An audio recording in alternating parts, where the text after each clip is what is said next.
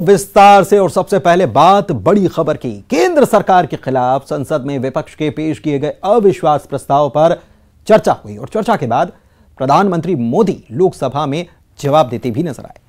PM Modi के speech के बाद विपक्ष के द्वारा लाया गया अविश्वास प्रस्ताव ध्वनि मत से गिर गया।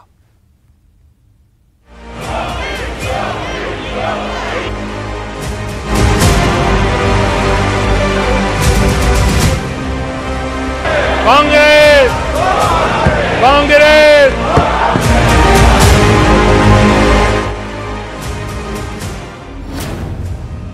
समय भी मैंने कहा था कि अविश्वास प्रस्ताव हमारी सरकार का फ्लोर टेस्ट नहीं है। मैंने उस दिन कहा था, बल्कि ये उन्हीं का फ्लोर टेस्ट है। बिल्डिंग विपक्ष ने ऑर्गेनाइज की, लेकिन चौके छक्के यहीं से लगे।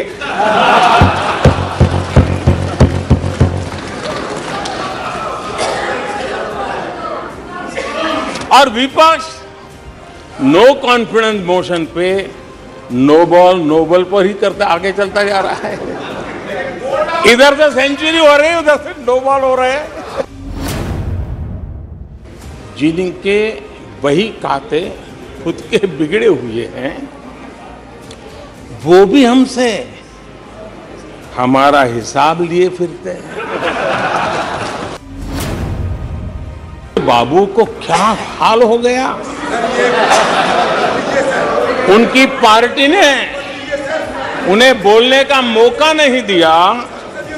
ये तो कल अमित भाई ने बहुत जिम्मेवारी के साथ कहा कि भाई अच्छा नहीं लग रहा है, और आपकी उदारता थी कि उनका समय समाप्त हो गया था, तो भी आपने उनको आज मौका दिया।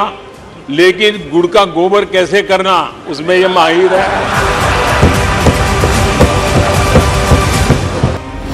जब कुछ शुभ होता है, कुछ मंगल होता है, तो काला टीका लगा देते हैं।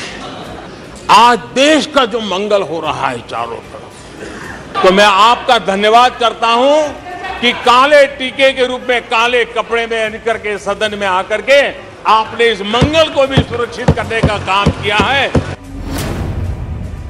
और उनके लिए तो सबसे प्रिय नारा क्या है? मोदी तेरी कब्र खुदेगी। मेरे लिए इनकी ये गालियां, ये अपशब्द, ये अलोकतांत्रिक भाषा, मैं उसका भी टॉनिक बना देता हूं। विपक्ष के लोगों को एक सीक्रेट वरदान मिला हुआ है। हाँ,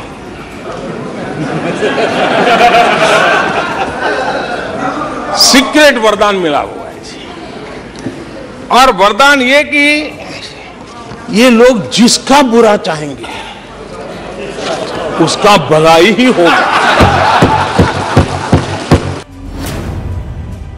2028 में आप जब अविश्वास प्रस्ताव लेके आएंगे, तब ये देश पहले 3 में होगा। ये देश का विश्वास है।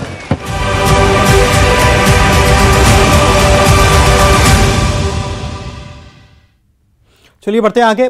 कांग्रेस के वरिष्ठ नेता रहे अरविंद नेताम ने पार्टी से इस्तीफा दे दिया।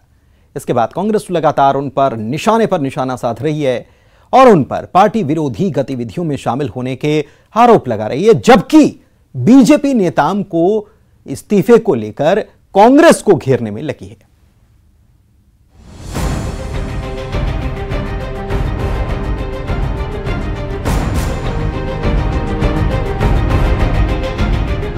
छत्तीसगढ़ में चुनाव नजदीक आ रहे हैं।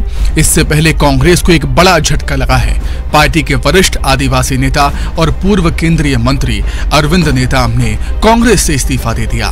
नेताम फिलहाल सर्व आदिवासी समाज के संरक्षक हैं। ऐसे कयास लगाए जा रहे हैं कि नेताम सर्व आदिवासी समाज से विधानसभा चुनाव लड़ सकते हैं।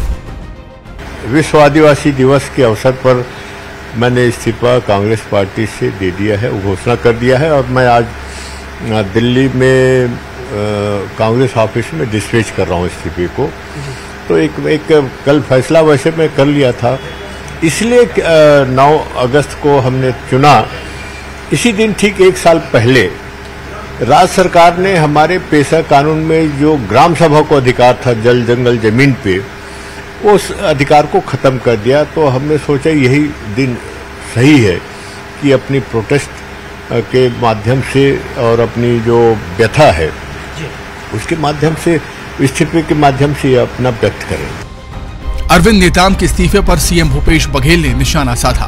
उन्होंने कहा कि भानु प्रतापपुर उपचुनाव में नेताम ने पार्टी विरोधी काम किया।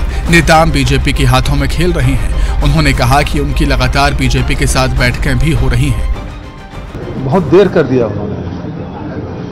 वो तो भानु प्रतापपुर चुनाव में ही कैंडिडेट खड़ा कर लिए थे।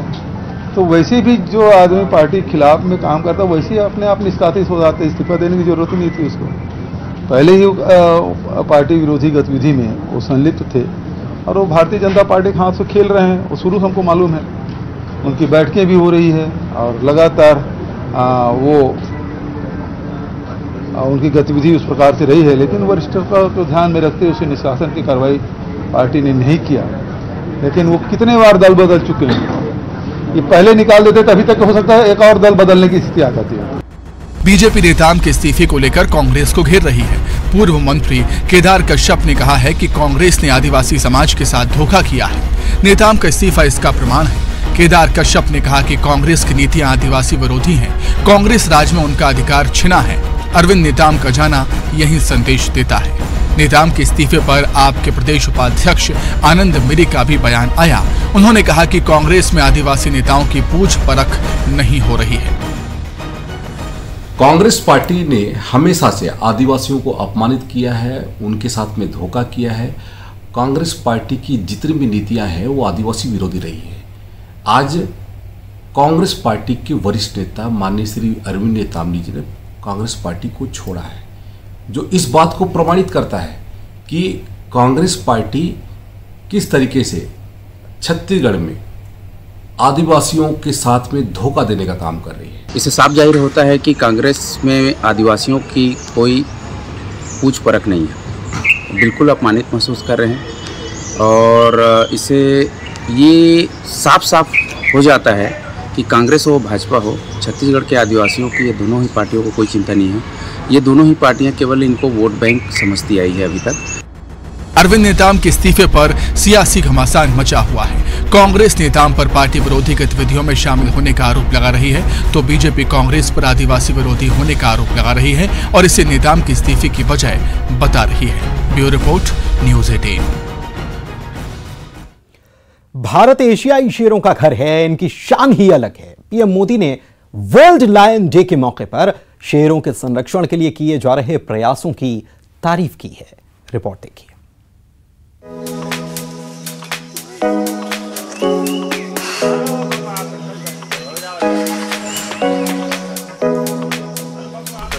राजसी ठाठ, शाही अंदाज, एशियाई शेरों की शान देखते ही बनती है और ये गर्व की बात है कि भारत एशियाई शेरों का घर है।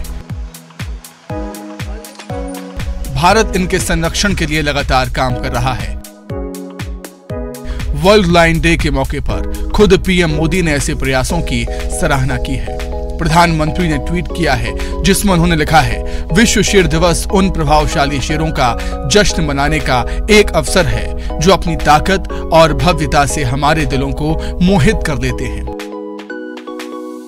भारत को एशियाई शेरों का घर होने पर गर्व है। पीएम मोदी ने लिखा है कि पिछले कुछ सालों में भारत में शेरों की संख्या में निरंतर वृद्धि हुई है। उन्होंने शेरों के प्राकृतिक वास को संरक्षित करने की दिशा में कार्य कर रहे सभी लोगों की सराहना की है और लिखा है, हम उन्हें संजोना और उनकी रक्षा करना जारी रखेंगे, ये सुनिश्चित करते हुए कि वे अपनी आने वाली पीढ़ियों के लिए फलते फूलते रहें।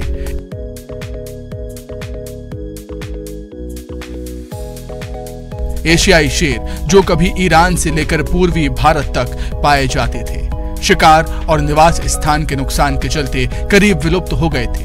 1890 के दशक के अंत तक गुजरात के गिर जंगलों में 50 से भी कम शेर बच गए थे। लेकिन केंद्र और राज्य सरकार के प्रयासों से एशियाई शेरों की आबादी 500 से ज्यादा हो गई है। 2015 में गिर में 523 एशियाई शेरों की आबादी थी, जिसमें गिर राष्ट्रीय उद्यान, गिर अभ्यारण्य, पनिया अभ्यारण्य, मितियाला अभ्यारण्य, आरक्षित वन, संरक्षित वन शामिल हैं। भारत सरकार ने एशियाई शेरों के संरक्षण के लिए परियोजना भी शुरू की है। गिर के शेरों की शान ही अलग है। एशियाई शेर बेखौफ होकर यहाँ घूमते हैं। एक समय था जब शेरों का अस्तित्व खतरे में था, लेकिन संरक्षण के लगातार प्रयासों की वजह से गिर शेरों की दहाड़ से गुलजार है। Bureau report, news 18। Mega star Rajinikanth की फिल्म जेलर रिलीज हो चुकी है और इस फिल्म को लेकर फैंस का क्रेज देखते ही बन रहा है। कई कंपनियों ने तो छुट्टी तक घोषित कर दी है। देखिए जरा।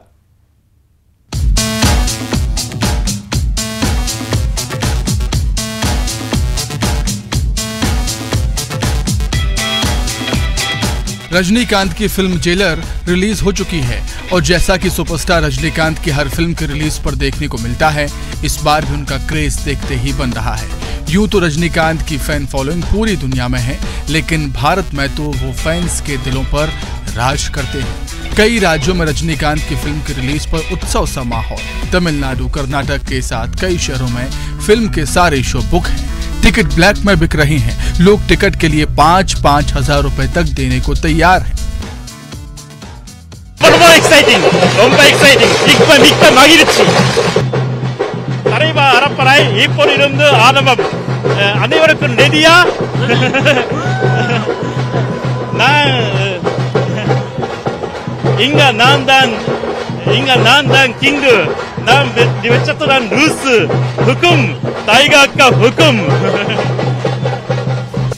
रजनीकांत का कितना क्रेज है, इसका अंदाजा इस बात से लगाया जा सकता है कि तमिलनाडु और कर्नाटक में कई कंपनियों ने छुट्टी घोषित कर दी है। कर्मचारियों को फिल्म की टिकट भी दी जा रही है।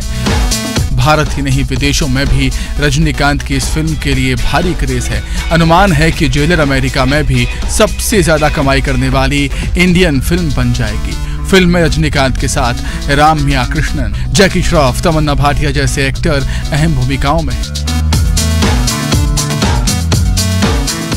बताया जा रहा है कि जेलर ने रिलीज से पहले एडवांस बुकिंग से 122 करोड़ रुपए कमा लिए हैं, तो फैन फिल्म देखने के लिए बेताब है। जबकि रजनीकांत फिल्म की रिलीज से पहले ऋषिकेश पहुंचे हैं। बताया जा रहा है कि रजनीकांत 15 अगस्त तक उत्तराखंड में रहेंगे।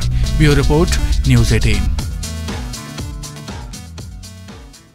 और इसी के साथ खबर असरदार में आज फिलहाल इतना ही। मुझे दीजिए इजाजत। खबरों का सिलसिला जारी है। नमस्कार।